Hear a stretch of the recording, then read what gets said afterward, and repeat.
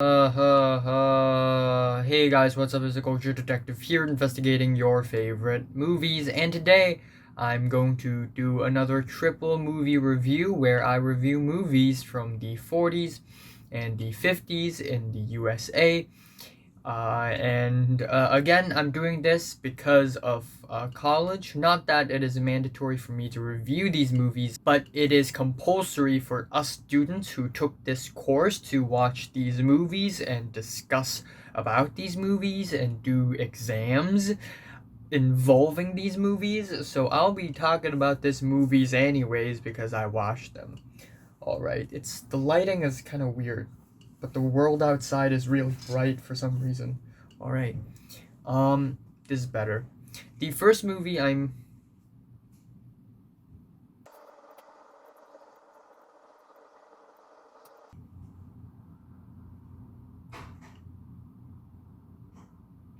So the first movie that I'm going to be talking about is The Killers, which is a movie released in 1946. It is directed by Robert Sidmack and it stars Burt Lancaster and Ava Gardner, who back in the days is one of the most popular actresses in Hollywood.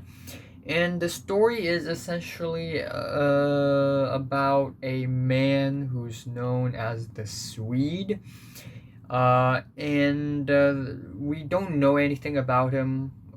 There isn't any actual scenes with him.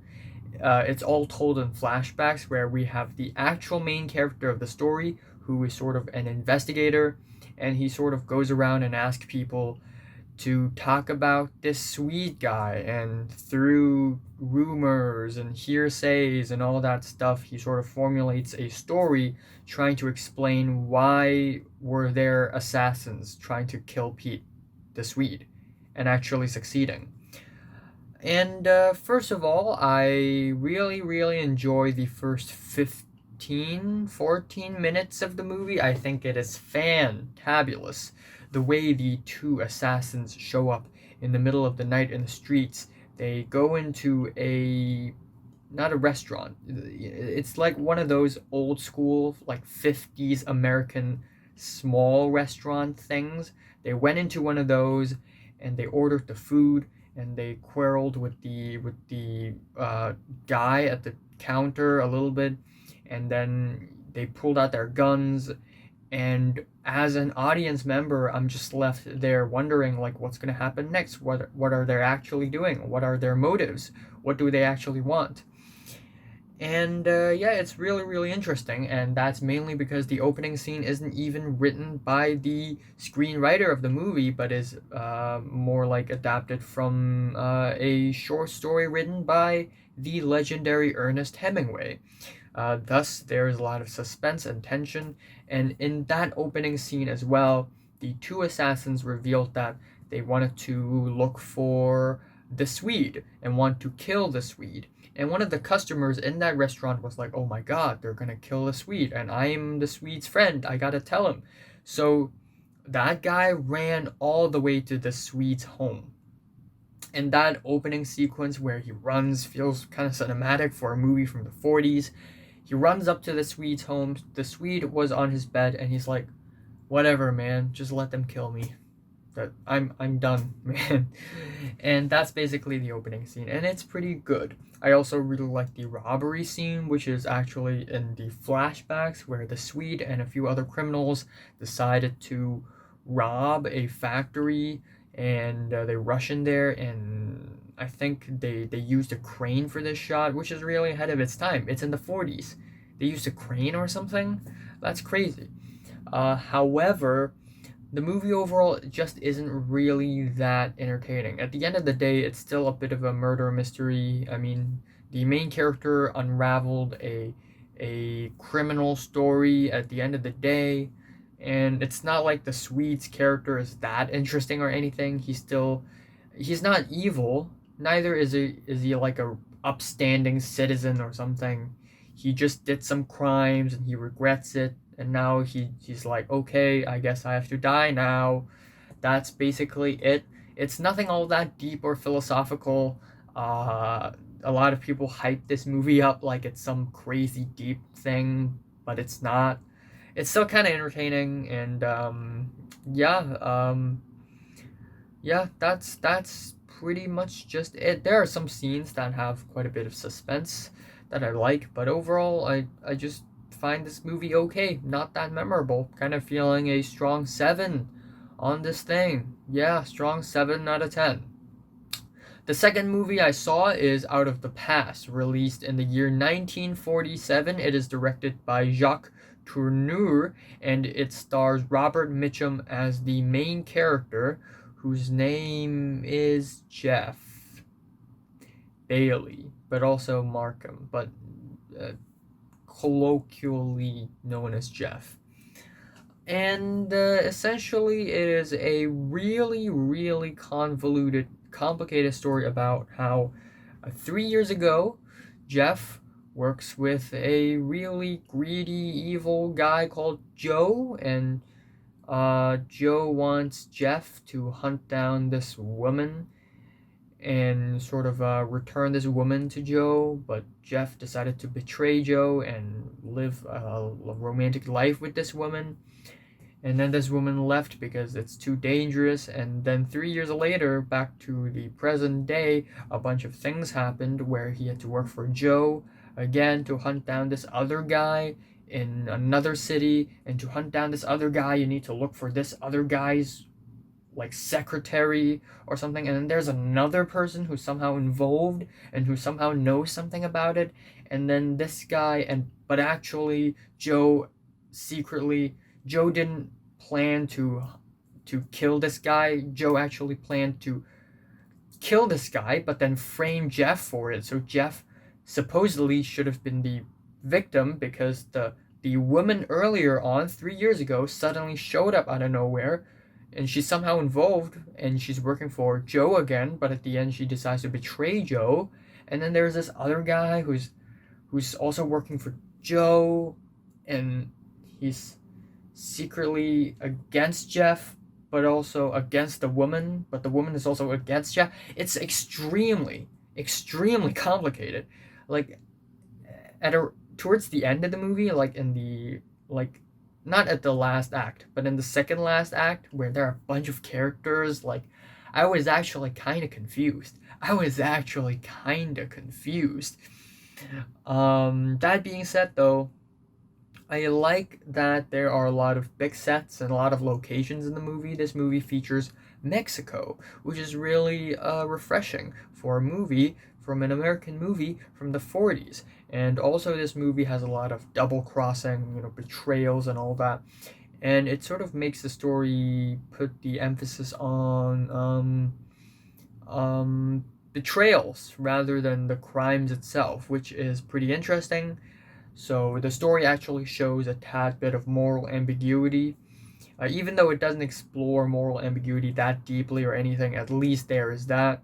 And overall, it's pretty good. As far as the cinematography goes, it doesn't blow me away or anything. There are a couple of scenes that uses lights and shadows really heavily, but that's classic noir for you, I guess. Feeling a light 8 on this thing. Feeling a light 8. Yeah. Yesterday morning, I saw the movie Gun Crazy, directed by Joseph Lewis, produced by the King brothers, and actually secretly written by Dalton Trumbo. And back in 1950, when this movie is released, Dalton Trumbo was actually blacklisted in Hollywood because HUAC, which is an organization that's supposed to monitor the political climate of USA back then, suspected that Dalton Trumbo is a communist. So they blacklisted Trumbo, but Trumbo still managed to write this story. And this movie features John Dahl as the main character, Bart. So Gun Crazy is essentially about Bart, a guy who loves guns, who loves shooting things, but not people. He hates killing. He's afraid of killing. One day, when he was a kid, he robbed a gun. He stole a gun, robbed a store, and not really robbed a store, breaking and entering, and stole a gun. He got caught, and he was sent to reform school, and then he worked for the army. He came back, and he was in the carnival with his two best friends, and then he saw a woman, and the woman's name is I forgot. Uh, Laurie. So Laurie is a professional gunslinger, and she's really talented as well, and she's a wild card. Her introduction scene where she shows up on the stage very courageously, and where she just shoots everything very confidently, and Bart just sitting in the audience just clapping very happily. That's a very, very great introduction scene for her. Anyways, afterwards, Bart decided to work for the circus, where the woman Laurie also worked in. And the circus owner manager guy actually is terrible and is abusive towards Laurie. So Bart and Laurie resisted, got fired, and now they live their lives as criminals where they rob people, they rob places, rob banks, and they just steal money and get in car chases and try their best to escape. And that's pretty much the rest of the movie. This movie is pretty much like a precursor to Bonnie and Clyde. And yeah, it's basically a lover on the run. First of all, I actually kind of enjoyed this movie more than I thought I would. This movie is actually very entertaining, and it's very accessible as well. Yeah, it's not much of a noir film in my opinion. It doesn't take things slowly or mysteriously or ominously. It's very much a fast-paced, action-packed movie about questionable characters. And I also like that the main character is not some investigator, trying to unfold the story, see the truth, The main character is very much just a person who loves guns, but ends up becoming a criminal unwillingly, and now lives a life of doom and fatalism, basically, which is a concept being explored in noir films very heavily, but I think it is effectively being explored in this movie more because we really see him struggle. Like, okay, I hate killing people, I don't want to be a criminal, but then I love Laurie, and I'm broke, I need money, but then I don't want to kill people and I don't want to be criminal. But then, like, you see that struggle, and he's like, once I become a criminal, I'm just dead. Like, the police will catch me, I'm just gone. Like, I can't, there's no return from this. And you can really see that idea being explored. The characters themselves are also really humane. Like, again, the main character, he's actually a good person. He unwillingly ended up becoming a criminal, but at the end, he still held up his morals. We even have the femme fatale of the movie, Laurie, who usually femme fatales in noir films are controlling, scheming, manipulative women, but in this movie, Laurie legitimately loved Bart. Like, even at the end, they decided to run away together. Laurie's still stuck with Bart. They don't want to part ways, they don't want to split up, they still want to be with one another, even though they are clearly being chased after by the police. Again, the characters are so much more humane and likable and relatable, and I enjoy that. The cinematography is so much better than I thought it would be. I mean, this movie is a B picture, and if you're a B picture, it means that you're broke. These movies are cheap. They're not made with much money. The budget is 400K, I think, and I don't know if it's U.S. currency now or back then, but anyways, 400K is not much. And there are a lot of shots that look really, really professional. There's a 3-minute long take in the car where the camera just stays in the backseat of the car, and we sort of see entire events unfold just through the windows of the car. And it's really interesting and refreshing. The shots towards the end of the movie at night and in the swamp with the fog, they're all really good imagery, really beautiful imagery, even though it's still in black and white, of course. And the carnival scenes, the dance club scenes, like, these shots these scenes, they look really expensive, but actually this movie is just a B picture, you know? It's not like Jacques Tourneur or anyone or the King brothers have that much money to work with to begin with, so I'm actually kind of impressed. That being said, this movie didn't blow me away either. It doesn't like expose the deep dark truth of humanity like a lot of the people would say noir films to be. Like a lot of people would hype up noir films like, oh my god, they really show the darkness of humanity, of human condition, you know. It really goes to the bottom of the barrel, but actually it doesn't. I mean, it does show a bit of moral ambiguity and fatalism in this movie, but ultimately, there's nothing all that, you know, dark or rotten in this movie that made me go, oh my god, humanity, society, whoa, you know. But still, enjoyable nonetheless. I'm feeling a decent 8 out of 10.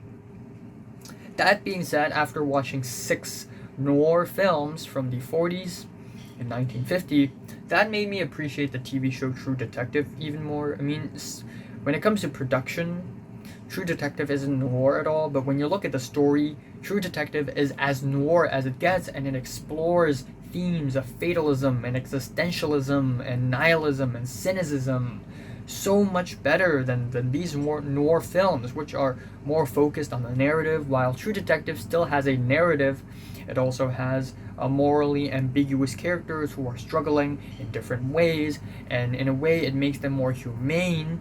And the narrative also gives a very dark, rotten vibe, like wow, all these darkness hidden in plain sight. This makes me appreciate True Detective even more. But yeah, what are your thoughts on these movies if you've watched them?